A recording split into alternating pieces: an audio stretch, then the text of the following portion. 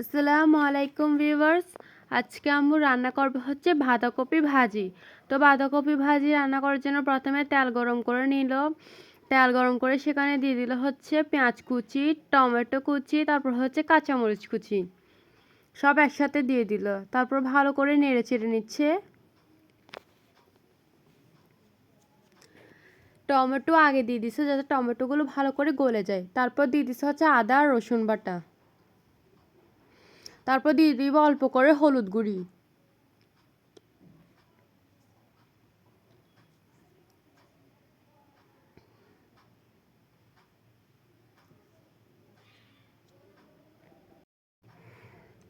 দিয়ে ভালো করে নেড়ে চেড়ে নিচ্ছে যাতে মশলাগুলো একে অপরের সাথে মিশে যায়। এরকমভাবে কষিয়ে নিচ্ছে ভালো করে। এই তো কষে গেছে সব কিছু। কষে গেলে সেখানে দিয়ে দিবে আগে থেকে কুচি করে রাখা বাঁধাকপি। বাঁধাকপি এখন বেশি মনে হলো, সেটাও যখন সিদ্ধ হয়ে যাবে তখন একদম কমে যাবে। তো চিন্তার কিছু নেই, বেশি হবে না।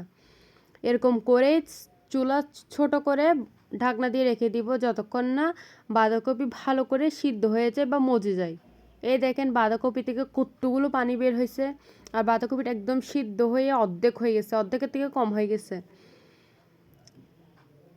এই মুহূর্তে অল্প করে নুন ছিটিয়ে দিচ্ছিল। লবণ দিয়ে আপনারা চাইলে মিশিয়ে দিতে পারেন, কিন্তু আম্মু মিশায়নি। আম্মু হচ্ছে এরকম ঢাকনা দিয়ে দিচ্ছে, এরকম জাল হতে হতে লবণটা মিশে যাবে। এই তো হয়ে গেল আমাদের বাঁধাকপি ভাজি। আমরা হওয়ার সাথে সাথে খেতে বসে পড়লাম। দেখেন কালারটা কত সুন্দর লাগছে, দেখতে লোভনীয় লাগছে, তাই না? উফ, সাদা সাদা গরম ভাতের মধ্যে এই বাঁধাকপি ভাজিটা অসাধারণ লাগছে। আর খেতেও কিন্তু খুবই মজা হয়েছিল। বাঁধাকপিটা শীতকাল ছাড়া পাওয়া যায় না, তাই শীতকাল ছাড়া এই রেসিপিটা হতেই পারে না।